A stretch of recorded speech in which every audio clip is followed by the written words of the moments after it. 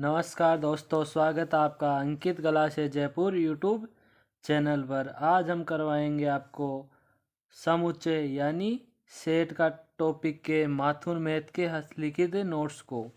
इसकी पीडीएफ आपको अंकित कला से जयपुर के टेलीग्राम चैनल पर मिलेगी, जिसका लिंक वीडियो के डिस्क्रिप्शन में दिया है। अंकित कला से जयपुर यूट्यूब चैनल को सब्सक्राइब कर लें ताकि आपको सभी विषयों के हस्तलिखित नोट्स प्राप्त हो सके। नमस्कार दोस्तों, एक बार फिर से स्वागत है आपका अंकित कला से जयपुर यूट्यूब चैनल पर। आज हम पढ़ने जा रहे हैं समुच्चय। समुच्चय सुपरिभाषित वस्तुओं का संग्रह होता है। जैसे अपन को कोई भी चीज़ देखें और मालूम चल जाए कि ये सही है या नहीं है, तो वही सुपरिभाषित कहलाती है, और उनका संग्रह कर ले तो वो समुच्चय कहलाता है। जैसे 30 दिनों वाला माह है तो अप्रैल, जून, सितंबर, नवंबर ये हो सकते हैं। समुच्चय का निरूपण हम दो प्रकार से करते हैं। पहला रोस्टर यानी टेबुलर फॉर्म, और दूसरा समुच्चय निर्माण या प्रतीकात्मक विधि। इसका हिंदी नाम याद रखें चाहे नहीं रखें, इंग्लिश नाम हमेशा एग्जाम में आता है रोस्टर। जैसे बुक में दिखा देता हूँ मैं एक बार। ये मेरे पास 11th क्लास की बुक है। इसमें पेज नंबर 3 पर देखो रोस्टर और सारणीबद्ध रूप। रोस्टर ये हमेशा एग्जाम में आता है, और समुच्चय निर्माण ये दो रूप होते हैं समुच्चय को निरूपित करने के। रोस्टर रूप में हम समुच्चय को समुच्चय के रूप में अवयवों के रूप में लिखते हैं। जैसे अंग्रेजी वर्णमाला में स्वरों, तो स्वर क्या है? AEIOU। सप्ताह के 7 दिन, तो 7 दिन कौन कौन से हैं? ये अवयव हो गए रवि, सोम, मंगल, बुध, गुरु, शुक्र, शनि। प्रथम 5 संपरागत संख्या 2, 4, 6, 8 हो गई। तो जो इनके अवयव है उस रूप में लिखेंगे। और जो समुच्चय निर्माण होता है उसमें अपन ऐसी चीज़ लिखते हैं जिससे समुच्चय का निर्माण हो जाए। जैसे हमने लिखा है कि अक्ष सच दैट अक्ष अंग्रेजी वर्णमाला का स्वर है। अब इससे अपन को ये समुच्चय के अवयव नहीं है, इससे अपन को समुच्चय के अवयवों का निर्माण हो सकता है। इसलिए इस विधि को समुच्चय निर्माण विधि कहते हैं, क्योंकि अंग्रेजी वर्णमाला के स्वर कौन से? AEIOU। तो इससे अवयवों का निर्माण हो रहा है, तो इसे समुच्चय निर्माण विधि कहेंगे। ऐसे ही अक्ष सच दैट एक्स सप्ताह का एक दिन। सप्ताह का एक दिन कौन सा होगा? सोम, मंगल, रवि, बुध, गुरु। तो ये अवयव हो गए, तो इसको तो कहते हैं रोस्टर रूप। और इससे पता लगता है, इससे निर्माण होता है अवयवों का, इसलिए इसको कहते हैं समुच्चय निर्माण विधि। इसी प्रकार अक्ष सच दैट अक्ष एक 5 संपरागत संख्याओं में से एक है। तो प्रथम 5 संपरागत संख्याएं कौन सी हो गई? 2, 4, 6, 8। ये अवयव है, इसलिए इसको रोस्टर रूप कहेंगे। और ये समुच्चय निर्माण होता है इनसे, इसलिए इसको समुच्चय निर्माण या प्रतीकात्मक विधि कहते हैं। अब देखते हैं हम संख्याओं के मानक समुच्चयों के प्रतीक। तो संख्याएं मैंने नंबर सिस्टम के पहले वीडियो में करवाई हुई है, वहाँ से देख लेना जाके कि संख्याएं कितने प्रकार की होती है और कौन कौन सी होती है। जैसे n को हम प्राकृत संख्या से डिनोट करते हैं, और n क्या होती है? प्राकृत संख्या जो 1 से स्टार्ट होके अनंत तक जाती है। तो ये इसका क्या हो गया? समुच्चय। W पूर्ण संख्या होती है, क्योंकि इसको होल नंबर बोलते हैं, और इसमें 0 इंक्लूड हो जाता है, और 0 से अनंत तक जाती है। पूर्णांक संख्या प्लस और माइनस की सारी संख्याएं पूर्णांक संख्या कहलाती है, जिसे Z और I से डिनोट करते हैं। और Q परिमेय संख्या, जिसे P/Q के रूप में लिख सकते हैं, वो सभी परिमेय संख्या कहलाती है। R संख्या वास्तविक संख्या कहलाती है, जिसमें परिमेय और अपरिमेय दोनों शामिल होती है। C सम्मिश्र संख्या कहलाती है, जिसमें एक आयोटा वाली संख्या शामिल होती है। अब n में 0 ऐड करेंगे तो होल नंबर में प्लस और माइनस में लिखेंगे तो पूर्णांक संख्या को P/Q के रूप में लिखेंगे तो परिमेय संख्या, और परिमेय और अपरिमेय संख्याओं को एक साथ लिखेंगे तो रियल नंबर, और रियल नंबर को आयोटा के रूप में लिखेंगे तो सम्मिश्र संख्या हो जाएगी। इसलिए ये सभी एक दूसरे के सबसेट होंगे। अब इसको हम निम्न प्रकार लिख सकते हैं। उदाहरण दिया है, x प्लस वाई के हलों को संख्या में बताइए। तो x प्लस वाई बराबर कितना है? 5। तो यहाँ कौन सी लेनी है अपन को? प्राकृत संख्या। प्राकृत संख्या 1 से स्टार्ट होती है, तो 1 और 4 5 होते हैं, 2 और 3 5 होते हैं, 3 और 2 5, और 4 और 1 5। इसी प्रकार इस बार में होल नंबर पूर्ण संख्या जो 0 से स्टार्ट होती है, तो 0 से 5, 0 और 5 5 होते हैं, 1 और 4 5 होते हैं। इसी प्रकार 5 और 0 5 होते हैं। आगे है पूर्णांक संख्या। पूर्णांक संख्या में तो कोई सी भी हो सकती है, तो इसके आंसर क्या हो जाएंगे? अनंत हो जाएंगे। समुच्चय के प्रकार, तो पहला समुच्चय होता है रिक्त यानी खाली समुच्चय, उसे फाई से डिनोट करते हैं या खाली समुच्चय से डिनोट करते हैं। एकल समुच्चय ऐसा समुच्चय जिसमें एक अवयव हो, जैसे एक हो, ए हो, कुछ भी हो। परिमित समुच्चय ऐसा समुच्चय जिसके सभी अवयवों को गिना जा सकता है, वो क्या होता है? परिमित समुच्चय। जैसे ए ई आई ओ यू कितने हैं? 5, इसके अवयवों को गिन लिया तो वो क्या है? परिमित समुच्चय। और जिस समुच्चय के अवयवों को गिना नहीं जा सकता उन्हें क्या कहेंगे? अपरिमित समुच्चय। गिना नहीं जा सकता तो अपरिमित समुच्चय। जैसे n प्राकृत संख्या 1 से अनंत तक हो सकती है, ये कितनी होती है अपन गिन नहीं सकते, यही अपरिमित समुच्चय कहलाता है। परिमित समुच्चय की कोटि या गणना संख्या, तो परिमित कोटि क्या होती है? अवयवों की संख्या को ही समुच्चय की कोटि कहते हैं, ध्यान रखना। जैसे इस समुच्चय ए की अवयव है 3, 1 2 और 3, तो इसकी कोटि कितनी हो गई? 3। समुच्चय वी में अवयव है 5, तो इसकी कोटि कितनी हो गई? 5। समान समुच्चय ए का प्रत्येक अवयव बी का हो, बी का प्रत्येक अवयव ए का हो, तो ए और बी समान समुच्चय कहलाता है। यानी A subset of B, A उप समुच्चय है बी का, और B subset of A, B उप समुच्चय है ए का। तो ये कहलाएंगे ए और बी समान समुच्चय। उपसमुच्चय, उपसमुच्चय वह होता है जिसके सभी अवयव किसी दूसरे में हो। जैसे ए के सारे अवयव बी में है, तो ए उपसमुच्चय है बी का, और बी क्या कहलाएगा? अधिसमुच्चय। यानी ए तो हो गया उपसमुच्चय और बी हो गया सुपरसेट यानी अधिसमुच्चय। उपसमुच्चय के प्रकार, सबसे पहला वास्तविक उपसमुच्चय, जब ए के सभी अवयव बी में हो लेकिन ए बराबर बी नहीं हो तो इसे वास्तविक उपसमुच्चय। और जब ए के सभी अवयव बी में हो लेकिन ए बराबर बी हो तो उसे अवास्तविक उपसमुच्चय कहते हैं। उपसमुच्चय को कैसे लिखते हैं ये देखेंगे।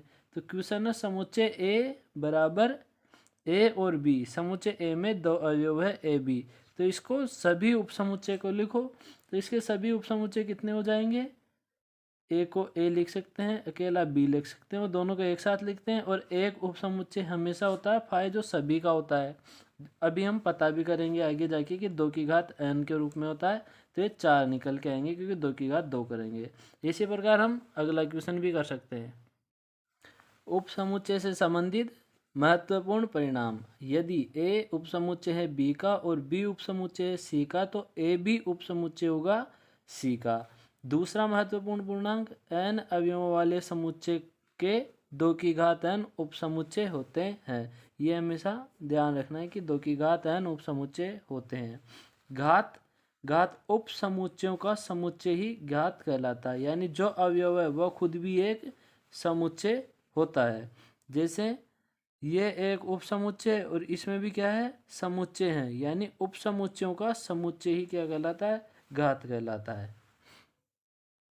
आगे क्वेश्चन दिया हुआ है, समुच्चय ए जिसके अवयव ए और बी हो का घात समुच्चय लिखिए। तो इसका एक उपसमुच्चय ए हो जाएगा, एक बी हो जाएगा, और एक ए और बी दोनों साथ में हो जाएगा, और एक फाई तो होता ही है। तो कितने हो गए इसके? 4। और इसमें कितने हैं? 2। तो 2 की घात 2 करेंगे तो भी क्या आएंगे? 4। तो ये से निकल सकता है। ये भी उसी प्रकार हो जाएगा। असंयुक्त समुच्चय, ऐसे समुच्चय जिनमें कोई भी उभयनिष्ठ अवयव नहीं हो असंयुक्त समुच्चय कहलाते हैं। तुलना करने योग्य, ऐसे दो समुच्चय जिनमें कुछ न कुछ उभयनिष्ठ जरूर हो, कुछ उभयनिष्ठ नहीं तो असंयुक्त, और कुछ न कुछ उभयनिष्ठ तो तुलना करने योग्य समुच्चय। जैसे तेरा मुख चंद्रमा जैसा है, यानी उसके मुख की तुलना चंद्रमा से की जा रही है। दोनों में क्या है? सुंदरता है। जैसे चंद्रमा सुंदर है उसी प्रकार उसका मुख सुंदर है, तो सुंदरता की वजह से दोनों की तुलना की जा रही है। समुच्चय परिवार या समुच्चय कुल, तो जो समुच्चय है वो स्वयं का भी क्या है? समुच्चय हो, यानी समुच्चय का अवयव स्वयं भी एक समुच्चय हो तो उसे समुच्चय परिवार या कुल कहते हैं। ये एक प्रकार से घात समुच्चय का ही दूसरा रूप होता है। समुच्चय कुल को घात समुच्चय की तरह निकालते हैं, केवल इसमें फाई का यूज कर लेते हैं और नहीं भी करते, और घात समुच्चय में फाई का उपयोग करते हैं बस। सार्वत्रिक समुच्चय ऐसे समुच्चय जो जिसके सभी अवयव किसी बड़े समुच्चय में हो तो उसे सार्वत्रिक समुच्चय कहते हैं। जैसे ई ओ पी के सभी अवयव यू में हैं, देखना ई ओ और पी के सभी अवयव यू में हैं, तो ई ओ पी का सार्वत्रिक समुच्चय क्या हो गया, यू हो गया। इसी प्रकार आगे हम देखेंगे दो समुच्चय का संघ यानी यूनियन। तो संघ ऐसा समुच्चय जिसमें प्रत्येक समुच्चय का प्रत्येक अवयव एक एक बार आए, यूनियन कहलाता है। जैसे हमें निकालना हो ए बी और सी समुच्चय का यूनियन, तो ए और बी का अपन यूनियन निकालेंगे तो ए और बी का प्रत्येक अवयव एक एक बार आए, केवल एक एक बार आ गया। तो इधर एक होता तो वो भी नहीं आता, यानी सारे अवयव इसमें एक एक बार लिखने होते हैं तो यूनियन बन जाता है। इसी प्रकार भी यूनियन सी निकाल लेंगे। आगे है दो समुच्चयों का सर्वनिष्ठ। दो समुच्चय के सर्वनिष्ठ में हम देखते हैं कॉमन। सर्वनिष्ठ का मतलब यानी कॉमन होता है। जैसे ए बी और सी तीन और डी चार समुच्चय दिए गए हैं, तो ए इंटरसेक्शन बी यानी ए और बी में कॉमन क्या है, तो ए और बी में 2 4 6 8 2 4 6 8 दोनों में कॉमन है वो रख देंगे। यानी कॉमन देखना होता है सर्वनिष्ठ यानी इंटरसेक्शन में। अंतर दो समुच्चय के अंतर में वो लेते हैं जो समुच्चय ए में है और बी में नहीं है, वो अवयव लेते हैं समुच्चय के अंतर में। जैसे समुच्चय ए बी और सी दिए हुए हैं, तो ए माइनस बी निकालना है, तो ए में से बी के अवयव हटा देंगे 1 2 3 7 5। इसमें से हटाने के बाद इसमें से क्या बचे 4 6 8 9, तो ये ए माइनस बी निकल गया। बी माइनस सी समुच्चय का अंतर निकालना होता, तो बी के अवयवों से सी के अवयव हटा देते। सी के अवयव क्या है 2 4 6 8, इसमें से है वो हटा देंगे तो बच क्या गए 1 3 7 5। 2 नहीं आया क्योंकि 2 हट गया था। बस ऐसे ही समुच्चय का अंतर निकालना होता है।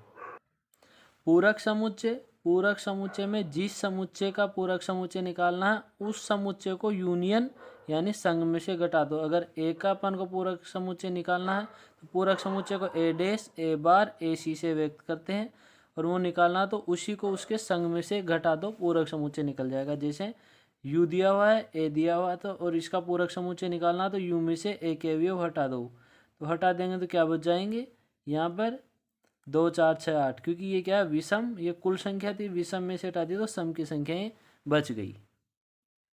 आगे है सममित, दो सममित समुच्चयों का अंतर। तो सममित समुच्चयों के लिए त्रिभुज का साइन का यूज करते हैं और ए माइनस बी निकालते हैं, बी माइनस ए निकालते हैं और दोनों का यूनियन निकाल लेते हैं। यही सूत्र काम में लेना, ये काम में कम लेना है क्योंकि इसमें गलती होने के चांस ज़्यादा रहते हैं, ये ज़्यादा बेस्ट होता है। समुच्चय में अवयवों की संख्या से संबंधित महत्वपूर्ण परिणाम, तो ये याद होना चाहिए, बहुत महत्वपूर्ण फॉर्मूला है और इसको का प्रूफ भी आना चाहिए क्योंकि ये आपके एनसीईआरटी के बुक के 11 के पेज नंबर 25 पर दिया हुआ, जो मैं आपको दिखा देता हूँ। ये मेरे पास 11th क्लास की एनसीईआरटी की बुक है, इसके पेज नंबर 25 पर उस सूत्र को यहाँ पर प्रूव करके दिया हुआ, उन दोनों सूत्रों को यहाँ पर प्रूव करके दिया हुआ। केवल ये 2 सूत्र ही एनसीईआरटी में प्रूव करके दिए हैं, यानी ये दोनों सूत्र आने चाहिए विथ प्रूफ। तो अब हम इस सूत्र को प्रूव करना भी देखेंगे। तो सबसे पहले फॉर्मूला याद होना चाहिए, ए यूनियन बी बराबर A plus B minus A intersection B. ये कैसे आया, ये पूरा क्या है ए समुच्चय है। ए समुच्चय में से जो दोनों का कॉमन पार्ट था उसको हटा दिए थे, तो क्या बचा था ए माइनस बी, और उस कॉमन पार्ट को वापस जोड़ देंगे तो पूरा ए बन जाएगा। यही लिखा है ए बराबर A minus B plus A intersection B. इसी प्रकार ये पूरा बी था, इसमें से दोनों कॉमन पार्ट को हटा दिया तो क्या बच गया बी माइनस ए, और वापस इंटरसेक्शन कॉमन वाले पार्ट को जोड़ देंगे तो पूरा क्या बन जाएगा बी। तो बी बराबर B minus A plus A intersection B. अब इसको दोनों समीकरणों को जोड़ देंगे तो ए प्लस बी बराबर A union B. A union B किस किस से बना है, इससे और इन तीनों से क्या बन गया, ए यूनियन बी। कैसे, A minus B, A minus B, A intersection B, A intersection B, और B minus A, B minus A. Union में क्या आ जाता है, पूरा, ये पूरा आ गया और बच गया क्या, ए इंटरसेक्शन बी। तो A union B, A intersection B. Intersection वाले पार्ट को इधर ले गए तो क्या हो गया, A plus B minus A intersection B, और इधर क्या बच गया, ए यूनियन बी। इस प्रकार ये सूत्र प्रूफ हो गया। और इसी प्रकार A union B union C वाला सूत्र भी प्रूफ हो जाएगा। पेज नंबर 25 एनसीईआरटी की 11th क्लास की बुक में दिया हुआ है, वहाँ से भी देख सकते हैं। अब आगे, ए इंटरसेक्शन बी का न्यूनतम मान 0 होता है और अधिकतम मान ए और बी का मिनिमम वैल्यू जो भी होती है वो अधिकतम मान होता है। इसी प्रकार ए यूनियन बी का न्यूनतम मान क्या होता है, जो ए और बी में से अधिकतम होता है, और ए यूनियन बी का अधिकतम मान ए और बी का योग होता है। क्वेश्चन से देखेंगे तो समझ में आ जाएगा। जैसे ए की वैल्यू 3 है, बी की वैल्यू 6 है और यूनियन निकालना है, यानी ये वाला सूत्र लगेगा। तो इसमें अपन को क्या निकालना है, मिनिमम वैल्यू और मैक्सिमम वैल्यू। तो सबसे पहले मिनिमम वैल्यू ये होती है, मिनिमम वैल्यू क्या होगी, जो अधिकतम है या ए और बी में से जो बड़ा है वो मिनिमम वैल्यू होगी। तो दोनों में से कौन बड़ा है, 6, तो मिनिमम वैल्यू हो गई 6, और दोनों का योग 3 और 6, 3 और 6 का योग 9, ये हो गई अधिकतम वैल्यू।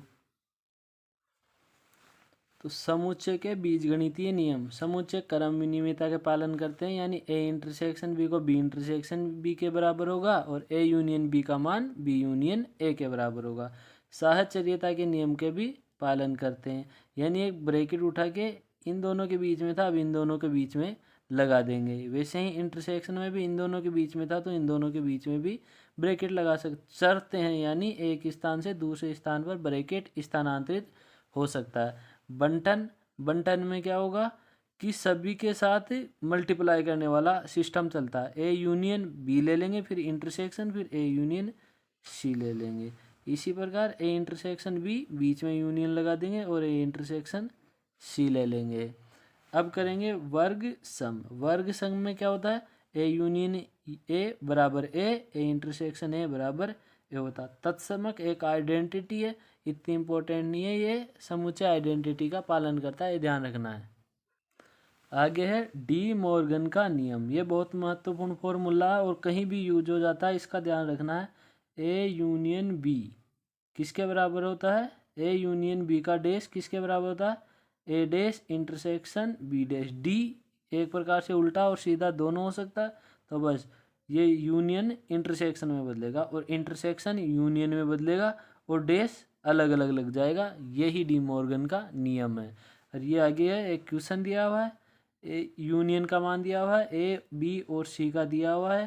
तो ए यूनियन बी यानी ए और बी का प्रत्येक अवयव एक बार इसमें आएगा। ए इंटरसेक्शन बी यानी ए और बी दोनों में है वो ही अवयव आएंगे। ए माइनस बी वो अवयव आएंगे जो ए में है और बी में भी है वो नहीं आएंगे, जो केवल ए में है और बी में नहीं है वो आएंगे। बी माइनस ए में जो अवयव केवल बी में है ए में नहीं है वो आएंगे। और जो सिमेट्री है, ये जो सिमेट्री है ये मैंने आपको बताया था कि कौन से वाले सूत्र से करना है, ए माइनस बी और बी माइनस ए, इस वाले सूत्र से करेंगे जो दोनों का क्या था, यूनियन। तो इसका और इसका यूनियन लेंगे, यानी इसका में भी है इसमें भी, और सारे अवयव एक साथ आ जाएंगे सिमेट्री वाले सिस्टम में। ए डैश में क्या करते हैं, यूनियन में से ए को घटा देंगे, तो यूनियन में से ए को हटा देंगे तो यूनियन के वे अवयव जो ए में भी है वो नहीं आएंगे, बाकी आ जाएंगे। बी डैश में यूनियन के वे अवयव जो बी में हैं वे नहीं आएंगे, बाकी आ जाएंगे। और डैश तो फिर निकाल लेंगे यूनियन में से घटा के, जैसे ए यूनियन बी अपने पास है, ये आ गया, इसको यूनियन में से घटा देंगे तो इसमें से इसके अवयव को घटा देंगे तो जो अवयव बच जाएंगे वो यहाँ पे। वैसे इंटरसेक्शन अपने पास निकाल लिया, इसका डैश निकालना तो यूनियन में से दो अवयवों को हटा देंगे, बाकी अवयवों को लिख देंगे। इसी प्रकार ए डैश यूनियन बी डैश, ए डैश भी अपन ने निकाल लिया, बी डैश निकाल लिया, तो इनका यूनियन दोनों के अवयवों को, प्रत्येक अवयवों को एक एक बार निकलना है। A dash intersection B dash दोनों में है, उन अवयवों को लिख देना है। और आगे है 12वां number, A union B union C, यानी तीनों समुच्चय का प्रत्येक अवयव को एक एक बार यहाँ लिख देना है। A intersection B intersection C, यानी ऐसे अवयव लिखना है जो ए में भी है, बी में भी है, सी में भी है। ऐसा कोई अवयव ही नहीं है तो आंसर आ जाएगा 5। द्वैतता का सिद्धांत बंटन नियम को ही कहते हैं, जो भी हम पहले पढ़ चुके हैं। क्रमित युग्म, क्रम से लिखना, तो क्रम से लिखना चाहिए अपन को संख्याओं को, लेकिन समुच्चय में अवयवों को आगे पीछे लिखने पर भी कोई फर्क नहीं पड़ता, ये केवल संख्याओं में पड़ता है, क्योंकि वहाँ पे अपन ग्राफ बनाते हैं। दो अवयवों का कार्तीय गुणनफल, ए और बी का गुणनफल हम निम्न प्रकार लिख सकते हैं। जैसे समुच्चय ए दिया है, समुच्चय बी दिया है, तो ए के प्रत्येक अवयव के साथ बी लिखेंगे। अगर ए गुणा बी करेंगे तो बी गुणा ए करेंगे, तो बी के प्रत्येक अवयव के साथ ए का प्रत्येक अवयव लिखेंगे। जैसे ए गुणा बी करना है तो A2, A3, B2, B3, C2, C3। इसी प्रकार बी गुणा ए करेंगे तो बी का अवयव लेंगे पहले BA, यानी 2A, 2B, 2C, 3A, 3B, 3C।